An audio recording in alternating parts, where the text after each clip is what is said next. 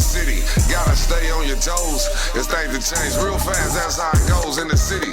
Gotta watch for the folks and kinfolk. Homeboy on the go in the city. And that's what it do. Hey, what it do, what it do. Hey, what it do in the city. And that's what it do. Ric Roc. What it do? Hey, what it do in the city? Hey, people, I'm Mr. 10. I'm Cousin Sick. And this is another episode of What It Do in the City. With Sellers Access Urban Hollywood. We are outside with Ric Roc. OG Ric Roc for real, man. Yep. West Coast legend in the building, man. What's happening, man? How you doing, brother? Man, I'm in love. Man, it's a pleasure to see you and have you here, man. Man, I just want to let you know, What It Do in the City, we like to start the show off letting you know we giving you your flowers, brother. And we love you, man, and we appreciate everything you have done for the hip-hop and hip-hop culture, man. And this is just for you and for all the people out there, man. Our platform is set and designed for that. For What It Do in the City, to keep it real and all the way real. You feel me? Yes, sir. Yes, sir, man. How you doing, man? What's been going on, man? Well, I'm doing well. I'm happy to be alive. Ending this year, going into the new year. Yes, sir. I'm doing a lot of planning and investment in the process of relaunching my label. So there's nothing but great days ahead of me. Yeah, you was telling me something about that earlier, man, about how you got all these tapes and all this old stuff on Supernatural and everybody, man. What's going on with that endeavor? Okay, well, to go back brief, I started in hip-hop in '84, started DJing when I was 15. I grew up with a lot of the legends, came out of my neighborhood from Ice Cube, Dub C, DJ Pooh, Threat, and I was an understudy at DJ Slip. Mid-95, started independent record labels, One Punch Records, and then I started my own label, No Foreplay Entertainment. In '99, we released an album called Camp Freestyle, where we were like trendsetters in recording freestyle rap. I was able to put two of the top freestyle rappers in the game, Supernatural, who won the DMC competition in New York in the mid-90s, in Peace from a group called Freestyle Fellowship, who was pioneers that taught, that was at the top of the game for this freestyle. They were able to record an album without no written lyrics. And right now it's a collector's item online, and I'm in the process of relaunching the label and putting that project out. Oh, that's what's up, man. Yeah, congrats on that. Supernatural is a good friend of mine, man, too, man. Plan on having him on the show soon. I just saw him recently at 5 Mics with Razzcast and everybody up there, man. And, you know, it's always a pleasure to see him, man. So I know you got some real heat up in there from him that he probably hadn't even heard in so long. Wow, yeah, for sure. Well, we have, like I said, an album out and an EP out and an unreleased album. And the most important thing is, as I listen to this material, it's not dated. You wouldn't know that it was recorded 25 years ago. But what we were doing was we was bringing the East Coast and the West Coast together. So we have some joints on there that's like, it has like a West Coast vibe, but it's just letting them know that they basically turn the gang banging into a freestyle competition type of thing, and then they banging, but they banging from a freestyle perspective. Yeah. Yeah. That's both shit, man. Yeah. You know what I mean? That's no shame. I mean, just. So you and Dub C was close friends. I showed him a picture.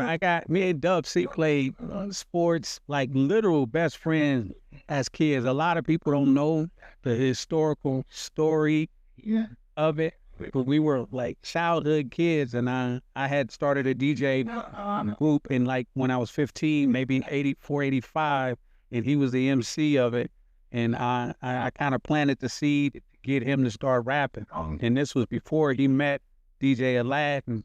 And it was an unfortunate tale that I made it, put everything together, had the DJs, and they was like, nah, we don't need an MC. We kicked him out, and then, boom, he went on to his major success. So and you was delegated to kick him out. Yeah, I was delegated. And our friendship has suffered for 40 years because of that. You know what I'm saying? We cool, but you know what I'm saying? But I know for myself that when I see him, I know what the origin and where he came from, and like. But it's still love when y'all saw each other. Yeah, it's love. Like Crazy Tunes was rest in peace, Crazy Tunes. Rest in peace, Crazy Tunes. Oh. I was like one of the pioneers that he looked up to as a DJ before he even considered, doing a lot of that. It was me and another guy from my neighborhood named Lil Zook. We were like DJs, and they was like oldie musicologists, and we were very influential in the upbringing and the foundation of DJ Crazy Tune. I ain't gonna lie to you, man. I'm sitting here and kind of like, oh, you know what I mean? Just I was thinking about the history of it, because Dub and Cube and all them other cats, Crazy Twins, the Fool and all them dudes. So I looked at them and warming up and way up there, Top tier. the top tier, and with my brother the strive for. You know what I mean? Right. And just to know that you was like the starting point of it all, man. And see, do you remember Rick though? And then something happened to him, but he came home and he was doing the Barbie Coast, man, and that's where I became great friends with him. Yeah, I mean, Yeah. he never really said nothing, but He'd do his, I always went over there and talked to him, but he stayed in his say cut. what's up. Yeah. You know what I mean? Yeah. Right. You straight walk through that little turnstile. And he just be in his own world. The females are nothing bothered him. He doing it. He was like not impressed. Like, I've been there, done that. yeah. I mean, I definitely changed the level of success. I chased and achieved the level of success so that me being 56, I'm not really chasing nothing. I'm just chasing happiness, doing what I love to do. Yeah. But when we look back and I look at like from Battle Cat to the DJ Pooh, the great thing about them and their success is predicated on they've been doing one thing for the past 45 to 50 years. They've never wavered. They don't do 10 different things. They've done music and that's what they've done. As it relates to my upbringing in my house, I'm still in the same house and everything. But another known artist, JD, I kind of was influential. JD was a freestyle rapper, and he drive up and down the neighborhood, and I kind of gave him some insight, like, man, you need to take this serious, and you could actually get up under that Ice Cube lynch mob thing. That umbrella. Because you're there.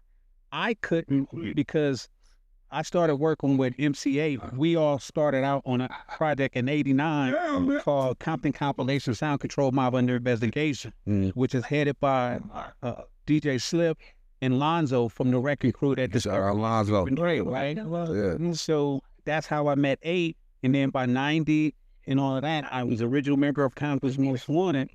But there was so much talent that came from my house that I had other people to say, like, damn, I remember 8 being over there before he was famous. Like, we was in the room cooking up something, and we didn't know what it would turn into 20 years later. Exhibit, I haven't really seen him since, but Exhibit came by my house when he was 17, when he first came to L.A. Yeah, from He Albuquerque. came by the house. He was managed by a guy named Top. Came through Volume 10. It's a list of people who are That's crazy. All those people that you mentioning right now, I'm really partners with. So you know what I mean? That's dope. How did that work with you and DJ Pooh? You said he came back from New York with the sampling thing. Yeah, well, like I said, he came every so many months. They joined the LA Posse. They going back and forth to New York. So he would be going to New York 3-6 months at a time. But for a period, like say maybe 85, 86, every time he come back to LA, he would make it a point to stop by me because I still had the DJ equipment. I had all of the stuff where it was just convenient. He could come and pop up and set up. Yeah. Unfortunately, I left out of town, and then everything else became history. But the bond and watching him be instrumental, and from the production that he was doing with King T and all that stuff, it doesn't get the recognition that it deserves. Right. Because in that time frame, there was no definition of what a real quality hip hop producer was. It was just being made, and you're going from R&B to rap, and it wasn't defined. Yeah, So you look at like East Coast, the guy Larry Smith, who did a lot of Run DMC stuff, most of the stuff was drum beats, like live drums and things, and then it was break beats. But the music side came a little later. That was like the growth of it. But if you listen to King T's albums, they was dope hip hop before you had a whole bunch of dope producers. Right. And then DJ Pooh, like I said, don't get the credit that he deserves because his anticipation with the St. Ives commercial was next level. Because he was coming with like unprecedented heat of like before Dr. Dre, before a lot of the other cats, he was the funk. All of this G-Funk stuff that they talk about later, he was like the predecessor of what G-Funk was. That's crazy. I was literally just the other day I watched those St. Ives commercials. Somebody had them on Instagram in a reel. I think it was Snoop, but it was a reel of them, 12 of them. And all of them, and that was DJ Pooh's. That was DJ Pooh. It's funny you said with KT, you know, funky piano was my shit. Yeah. Early morning, that's my shit. I go to work. It was your theme shit. Yeah. Even some of the greater collaborations, if you look at some of the posse cuts, classic posse cuts, and they was introducing Cams and Deadly Threats and a lot of other artists. KD. Yeah, KD. Come on, it's unprecedented. So Yeah, we just saw KD the other day. He was about to come on the What It Doing in the City podcast himself. And Tila, King T, shout out to guys, man. These are my friends, man, and our friends. You know what I mean? What are you still DJing? I still DJ. Like I said, my mother invested in me 40 years ago when I was 14 years old. She asked me what I wanted to do. I said, I want to be a DJ. And she said, I want 2 turntables in a mix. She said, what'd you go do with 2 turntables? Yeah. I said, I'm going to be a DJ. Here it is, 40-something years later. I still DJ, and she still get a cut. And she's still. Oh, that's That's what's up. you done upgraded and man, do shit and still. And she come to the parties and hang out and dance and do everything. That's awesome. That's my partner, man. Yeah, for real. That's what's up, man. I still got to get that lowrider in the video, bro. Al Green. They call it Al Green. Yeah. I got into the lowrider scene. I mean, I was raised in it. One of my bigger homies, Big Bam, he had like some of the cleanest lowriders in the late 70s, early 80s. Then one of my partners that I grew up with, Eric, he continued that tradition. And then towards the end of the 90s, I got involved and was a part of starting a car club called Forever Rolling. Yeah, And we climbed to the top of the chain in the lowriding industry. We went to Vegas in 2000 in a super show. And my car, Al Green, took second place in the super show. And my other club member, G-Man, his Trey took third place. So we took second and third place in the super show. So we had the best second and third place cars in the world. Yeah. Yeah.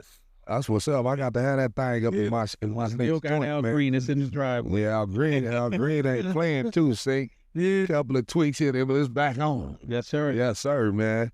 What's outside the music that you're putting out, what's next for you?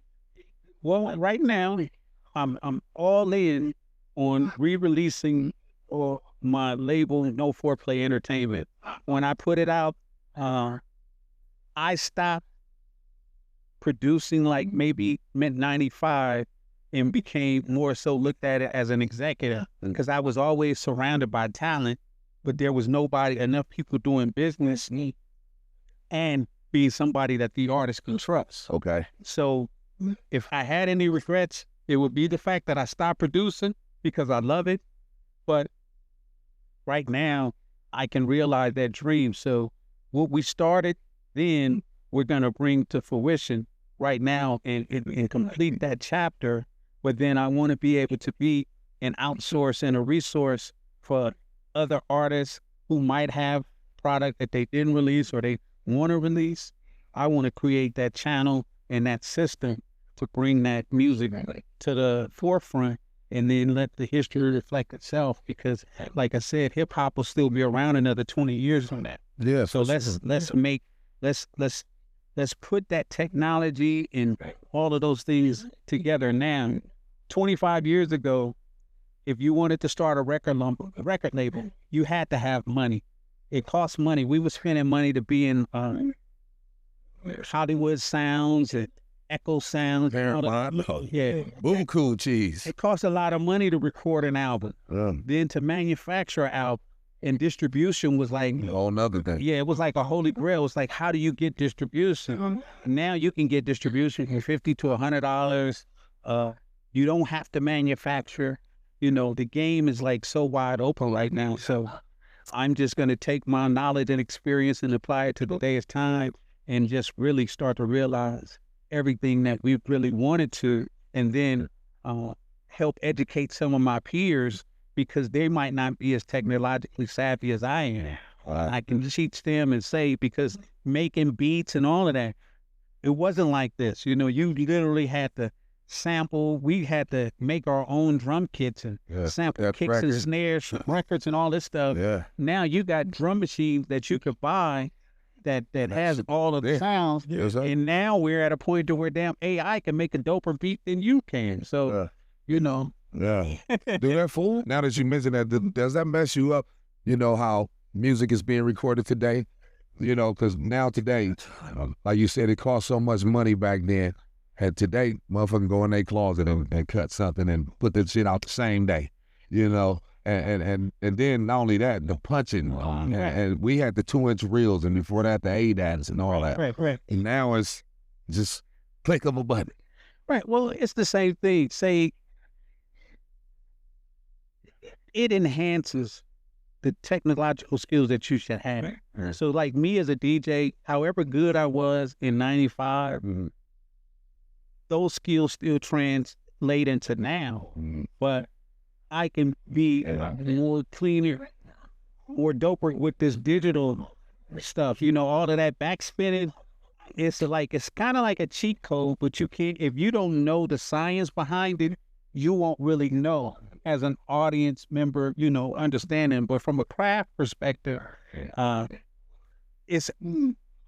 respect the person having the fundamentals, but then being able to incorporate the creativity of what you can do now, right? And then you can give it respect. But if you're relying 100% on just the digital and you don't have the foundation, then that does. I think you guys from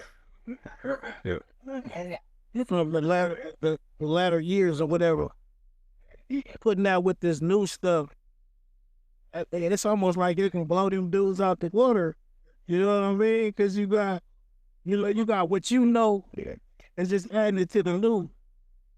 You know, but some of these young cats know some shit too, though. No, they definitely know some shit. But I'm just saying, you know, if you learning this new shit, but you like really on top of your game and really into it, adding that old school feel to it too, or that old. Right.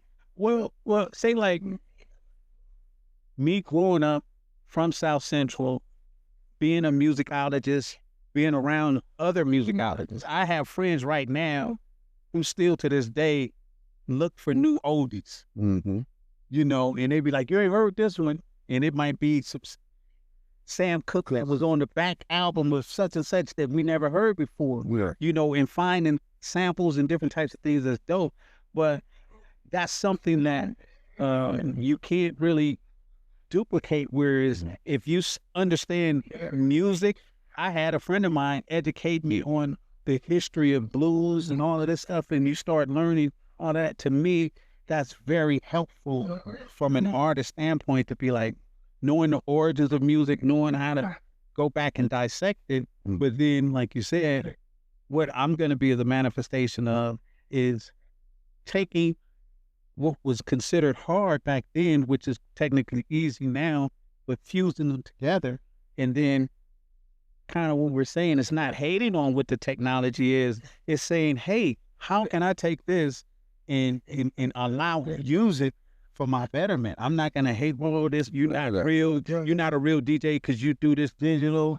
How can I can't say that. Yeah, because you don't got to carry no crates no more. You settle. This shit is all up in there now. I got to think about the size of my phone. Yeah, 100,000 records. You know what I'm saying? 100,000 records. What you think? I'm going to be a fool at 20 carry all them damn still trying to read crates? That's crazy. No, that's real, man. Hey, Rick, man, you know I got to have a full interview with you, man, in the near future that we got coming up for 2026 on the new season of What It Do in the City. We just happen to be outside on Access Urban Hollywood with you, man. I'm bringing this What It Do to the city outside, man. Is it any great information you can leave with the up-and-coming talent, DJs, youth, etc.? All I can say is believe in yourself, trust yourself.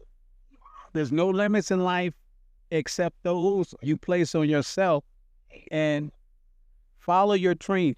And I'm an example of something that didn't come into fruition. I created it and came into fruition 25 years ago, but it wasn't the time, and the time is now. So I'll be able to say what has looked like a failure turned it into a success. And there's no time restraints or limits on that. So create it and release it. Don't keep it for yourself. Yeah, man, he said it best, man. We got so much shit we got to drop sync. Yeah. You better believe it, man. I don't want to hold on to that shit no more, dog. Straight up and down like a push-up, man. Hey, man, look, we got to get this shit out because I'm trying to ride with it. I don't want to hear this shit no more. Let the world hear. They told you it only takes one. Yeah, and it only take one. I don't think, yeah. That's a whole fact. That's a whole fact, man. Hey, man, straight up, man. Let them know your handle. Where can they find you on Instagram, Twitter? IG, you can find me at Ric Roc, RICROC 115, and under my regular name on Facebook. I'm on Facebook too, RICROC 115, or just Alaric Simon, ALARIC, last name Simon, SIMON. Yes, sir. This has been another episode of What It Do in the City. In the city. Access Hollywood, Access Urban Hollywood. We outside. I'm Mr. Tan. And I'm Cousin C. That's Ric Roc, man. You do know that. If you don't know now, you do know, and you do know that. Boom.